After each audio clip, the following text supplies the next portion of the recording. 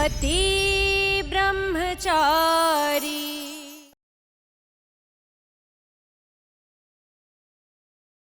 गुलाब सिंह जी, कल मेहंदी की पहली रस्म है, कल मुलाकात होगी। अब पूरे शादी के मनोरंजन की जिम्मेदारी मेरी है। कॉन्ट्रैक्ट जो लिया है आप सबकी खुशियों का।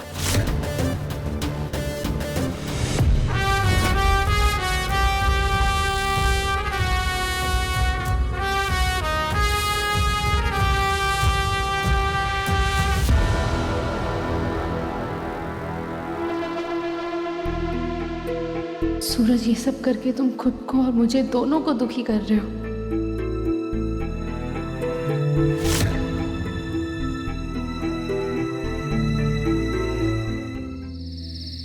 ये लो भाई जी, तुम्हारी एसी फिटिंग के पैसे पहुंच गए। नमस्ते। बाबू, मैंने तो सपने में भी नहीं सोचा था कि इस घर में कभी एसी लगेगा। बाबू, अब चलो ना, एसी के नीचे बैठ के ठंडी ठंडी हवा खाते। चालू करो ना एसी। हाँ पूरन भाई, थोड़ी देर चला दो ना एसी, मोनिका भाभी के लिए।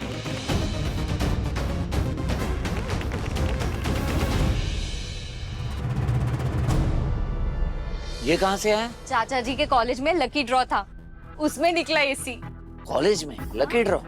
है कुंजू बिहारी, जब से तेरे ताऊजी इस घर में आए हैं, खुशियों को हमारे घर का पता मिल गया है। जैसे आप लोगों को सच में लगता है कि ये एसी लकी ड्रॉ में मिला है? और नहीं तो क्या। अरे संतों के पांव जब घर में पड़ते हैं ऐसा ही लगता है। देखना भाई, तू ही पहले चाचा जी को नौकरी लगी और अब इस घर में ये इतना बढ़िया एसी आ गया। अब मुझे तो लगता है आगे इस घर में खुशियां ही खुशियां आने वाली है भाई। ये खुशियां आई नहीं है पूरन भाई, बल्कि भिजवाई गई है। और भेजने वाली कोई और नहीं, ईशा जी ही है, जो वहां बैठे बैठे ये सब करवा रही है। क्या देवर जी, कैसी बातें कर रहे हैं? जब छुई मुझी इस घर में थी तब तो एसी लगवाया नहीं। हाँ, अब वहाँ बैठ के यहाँ एसी क्यों लगवाएंगी? बोलो भला। अरे वो महारानी यहाँ आके इतना उल्टा सीधा सुना के गई, तेरे संग इतना बुरा व्यवहार किया, फिर वो एसी क्यों लगवाएगी? कुछ भी। ठीक है, आप लोगों को मेरी बात पर विश्वास नहीं है ना? ये एसी के साथ कुछ पेपर्स आए होंगे, कहाँ है? हाँ, पेपर तो आए होंगे। वो तो मैंने कचरे में फेंक दिया।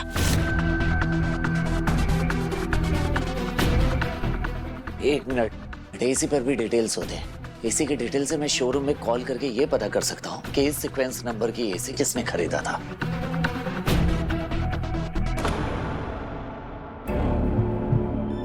ये देखो, फिर शुरू हो गया। एक मिनट टाइम। रुक रुक, उतर उतर उतर, नहीं मत रुक। अरे देखो, फिर शुरू हो गया ये। उतर नीचे। सूरज नीचे उतर। अरे भैया,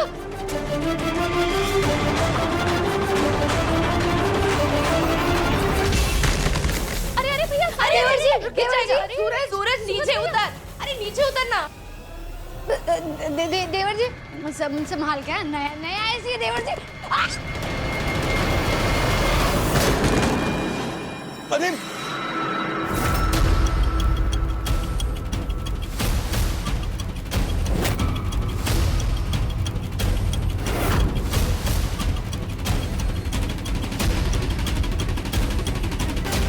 इस पर तो डिटेल्स नजर नहीं आ रहे हैं। तेरे ताऊजी सही कहते थे, उस महारानी की वजह से ही इस घर में मनुष्यत थी। देखा, उसका नाम लिया और बेचारे एसी का बेड़ा गर्क हो गया। देवर जी, आप अपने भाई की बात मानिए और इसको ना फौरन विदेश भेज दीजिए।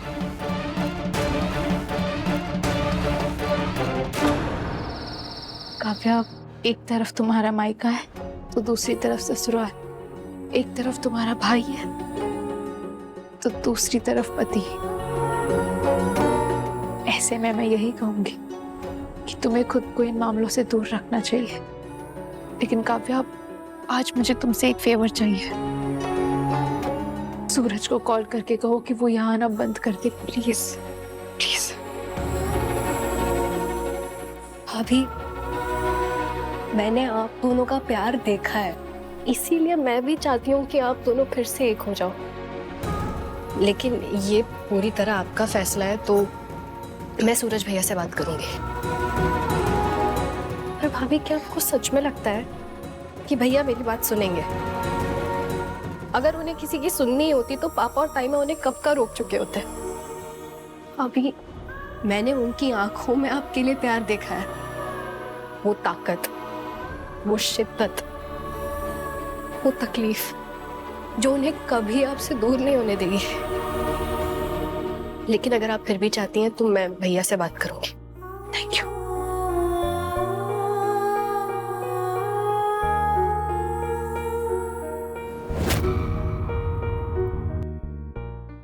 काव्या, जो तुम कह रही हो वो मैं जानती हूँ। मैं भी उससे उतना ही प्यार करती हूँ, उसी शिद्दत से उसे गले लगाना चाहती हूँ, उसे बताना चाहती हूँ कि सूरज, मैं सिर्फ और सिर्फ तुम्हारी हूँ। मुझे सिर्फ तुम्हारा साथ चाहिए, तुम्हारे साथ जीना चाहती हूँ और तुम्हारी बाहों में मरना चाहती हूँ। लेकिन मेरे पाँव में बेड़िया है काव्या। सूरज के सपनों को पूरा करने के लिए मैंने अपने पापा से अपनी खुशियों का सौदा कर लिया है। अच्छा, क्या चाहिए तुझे? क्या चाहिए? यही ना कि सूरज IAS बने, यही चाहिए ना? बन जाएगा। लेकिन उसके लिए तुझे उसके बदले में सोने के पिंजरे में जाना होगा, यानी गुलाब हवेली में वापस आना होगा।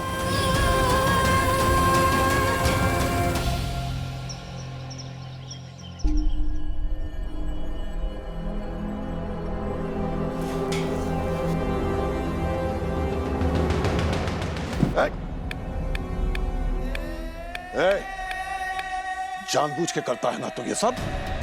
देख सूरज, अपनी औकात मत भूल। और आप भी मत भूलिए कि अब मैं आपके लिए काम नहीं करता। और अगली बार मेरा रास्ता काटने की कोशिश भी मत करना गुलाब सिंह, वरना धूल उड़ाने वाले वक्त पड़ने पर धूल चटाना भी जान। खामोश! अरे कोई हटाओ उसको मेरे सामने से।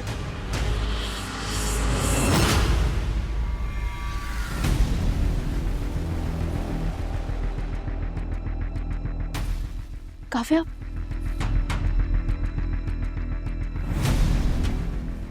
सूरज फिर से आ गया क्या? भाभी, सूरज भैया ना बचपन से जिद्दी है।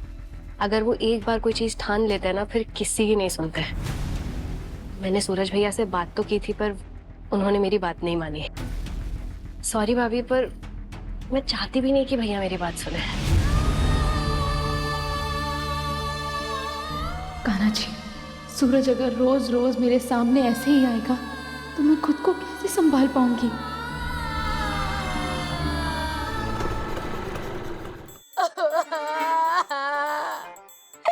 बाबू, वो कहावत याद आ रही है, पता है कौन सी वाली? हाँ वही ना, ये हाथ आया लेकिन मुंह को ना लगा।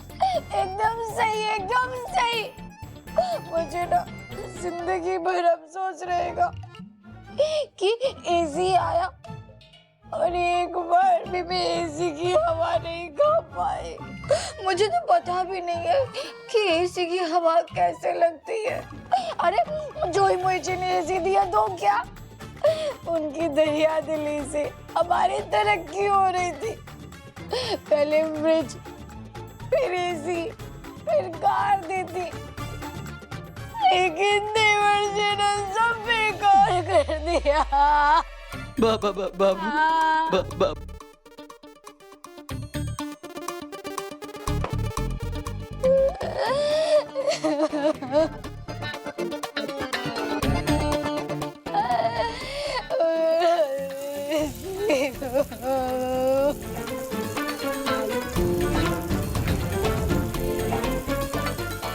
एसी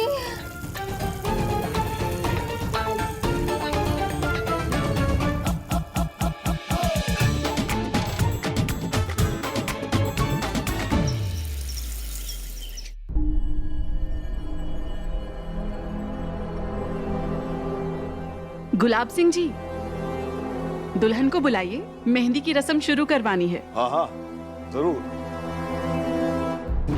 ये लीजिए, याद किया और आ गई।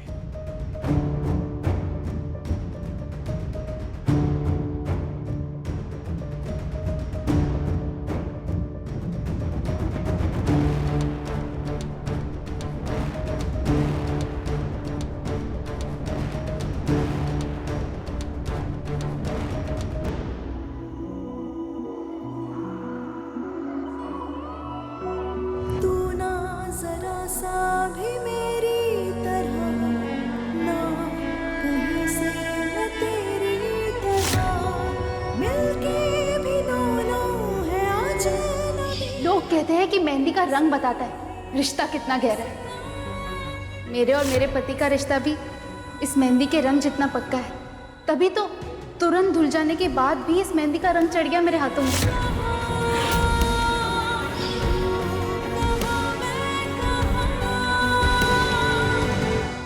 काव्या,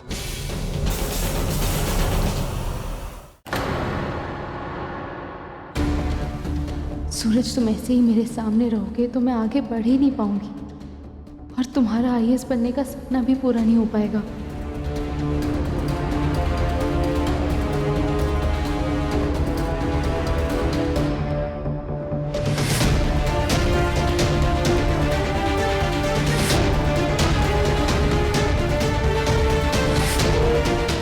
दुल्हन,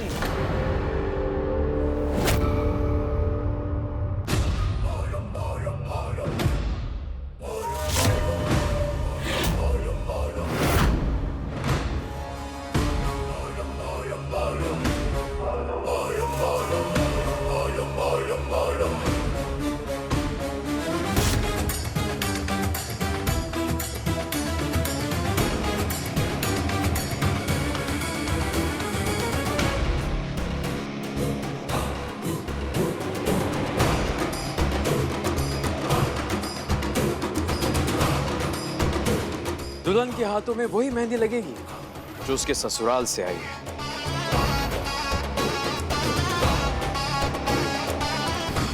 आइए दामाद जी, आप ही की राह देख रहे थे हम। ये हमें दीजिए। ईशा के हाथों में आपके घर से आई मेहंदी ही लगेगी।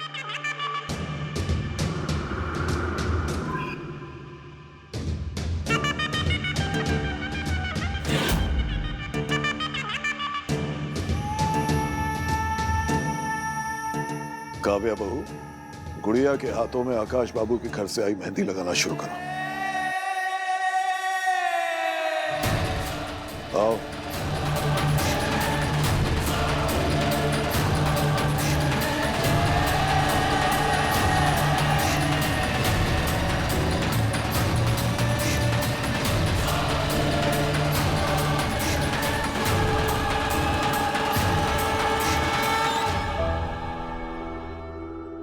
खुशबू भाभी, मेरा गला सूख रहा है, आप पानी या जूस कुछ पिला देंगे? हाँ, अभी लाती हूँ।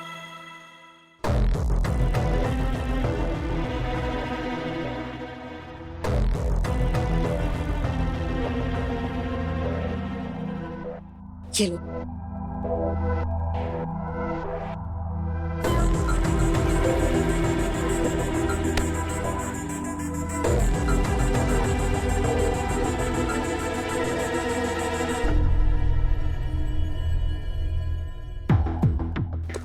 खुशबू, जी, आप आई।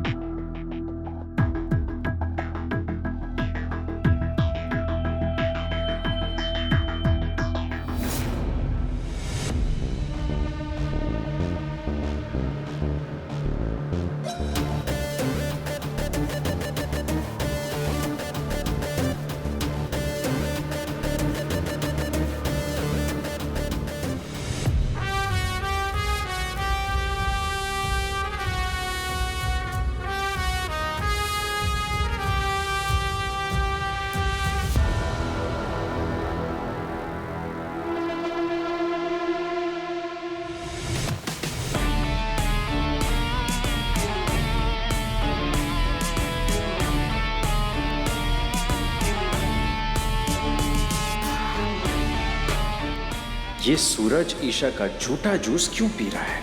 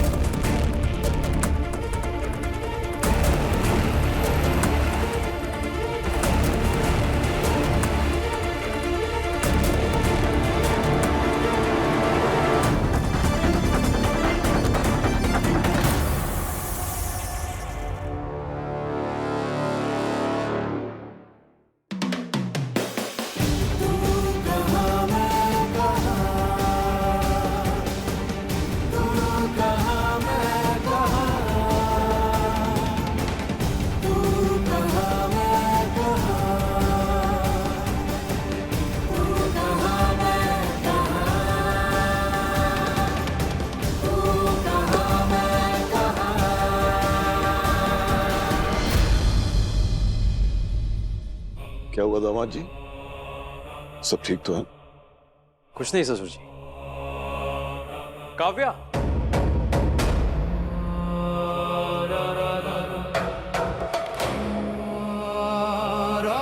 मेरी होने वाली दुल्हन के हाथ पर मेरा नाम लिख दो और रंग पक्का चढ़ना चाहिए। लिख दो ईशा की हथेली पर आकाश।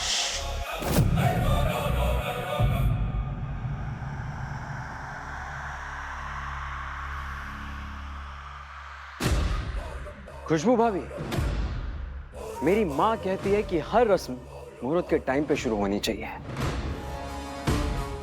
वरना अपशगुन हो जाता है। और मैं अपनी खूबसूरत दुल्हन को हर अपशगुन से दूर रखना चाहता हूं। गुलाब जी हो या ये अफसर, सबके सब जोर लगा लो, लेकिन मेरे सूरज भैया का बाल भी पाका नहीं कर पाओगे।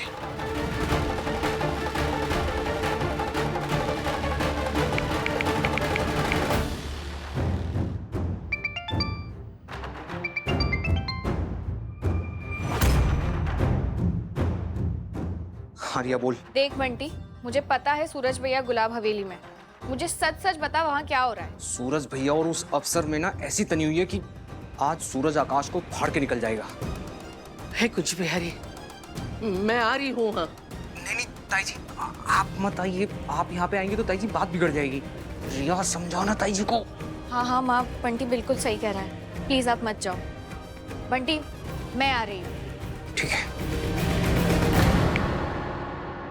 तो शुरू करें।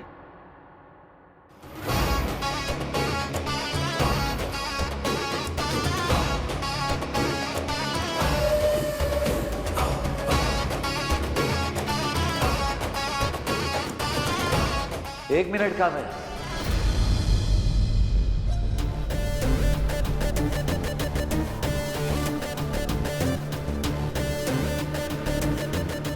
ईशा जी तेरी भाभी है और मैं इनका पहला पति, इसलिए मेरा हक ज्यादा है। ईशा जी को पहली मेहंदी मैं लगाऊंगा।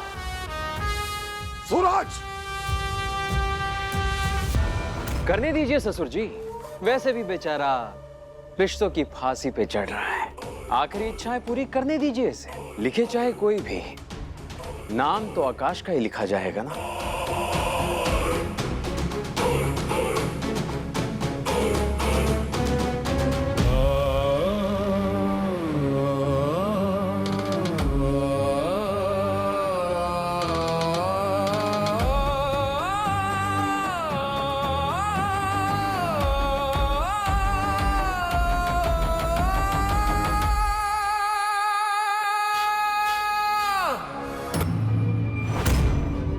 नहीं सूरज, तुम खुद को ऐसे वैसे मत करो, मैं कमजोर पड़ जाऊंगी।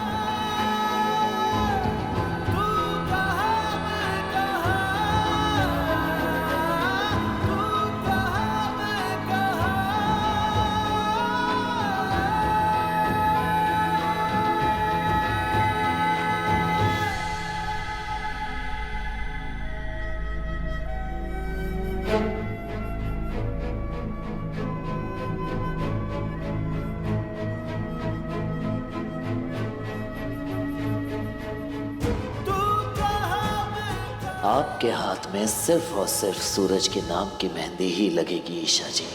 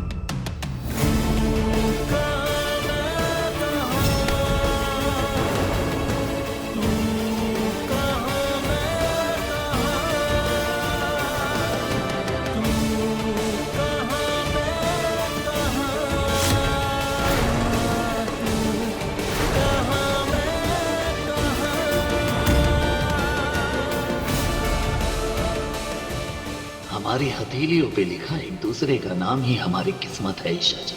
आप मेरी पत्नी हैं और मैं आपका पति ब्रह्मचारी।